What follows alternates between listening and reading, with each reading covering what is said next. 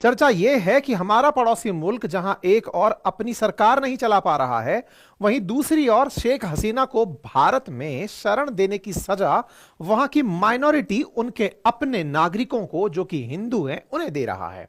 और उनके पीछे का असल मकसद यह है कि हिंदू चूंकि भारत में है और भारत मेजोरिटेरियन हिंदुइज्म को फॉलो करता है, ऐसे में हिंदुओं को अगर उनके देश में प्रताड़ना दी जाएगी तो निश्चित ही भारतीयों को दर्द होगा। और इसी दर्द के चलते बांग्लादेश के अंदर हिंदुओं के ऊपर जिस तरह की प्रताड़ना हो रही है, जिस तरह से धार्मिक नेताओं को वहां गिरफ्तार किया जा रहा है, जिस तरह से मंदिरों में तोड़फोड़ और दलितों के घर जलाए जा रहे हैं, इससे पूरी दुनिया में केवल एक ही बात उठती है, all eyes on Hindus of Bangladesh. मेरे प्यारे साथियों, जैसा कि आप सभी जानते हैं कि हमारे पड़ोसी मुल्क बांग्लादेश ने आजादी के साथ जब पाकिस्तान का साथ दिया, उस समय वह एक मुस्लिम राष्ट्र बनकर निकला था। लेकिन 1971 में भारत के प्रयासों से जब पाकिस्तान को दो हिस्सों में तोड़ा गया, तो जो पूर्वी पाकिस्तान बना, जिसे आज आप बांग्लादेश कहते हैं, इसने बनते ही सेक्युलरिज्म अपनाने की कसम खाई थी। 1971 में शुरू किया सेक्युलरिज्म मुश्किल से 15 साल ही चला और इसके बाद इसने अपने आप को फिर एक मुस्लिम राष्ट्र का दर्जा दे दिया। उसके बाद से यहां पर माइनॉरिटीज के रूप में रह रहे हिंदुओं के साथ जो दुर्घटनाएं हो रही हैं, जो अपराध हो रहे हैं, उसकी बानगी यह एक पोस्टर है जहां पर एक संत को केवल इसलिए गिरफ्तार कर लिया गया क्योंकि वो हिंदुओं के हितों की बात कर रहा था।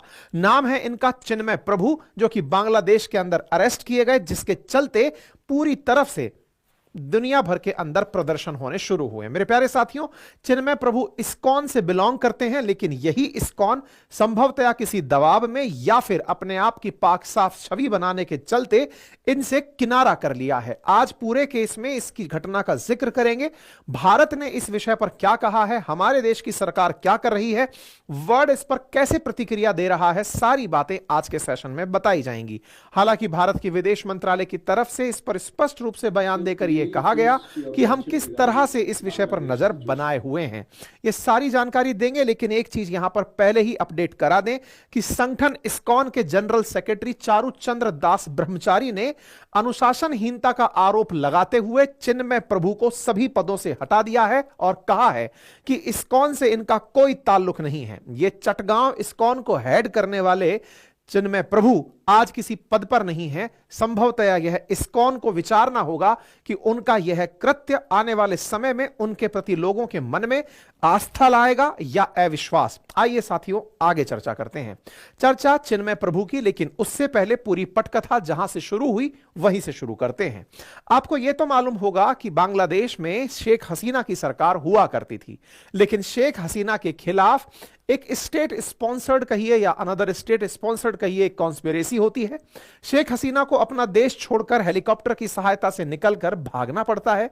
दुनिया का जब कोई और देश उन्हें अपने यहां शरण नहीं देता है तो भारत में उन्हें शरण दे दी जाती है। भारत में दी गई उनकी शरण पर बांग्लादेशियों में उबाल गुस्से का था और उन्होंने माइनॉरिटीज पर इस गुस्से को निकाला। कुछ इस प्रकार से हिंदू आइडॉल्स को क्षतिग्रस्त कर दिया गया, कुछ इस प्रकार से हिंदू घरों को और हिंदुओं को प्रताड़ित किया गया।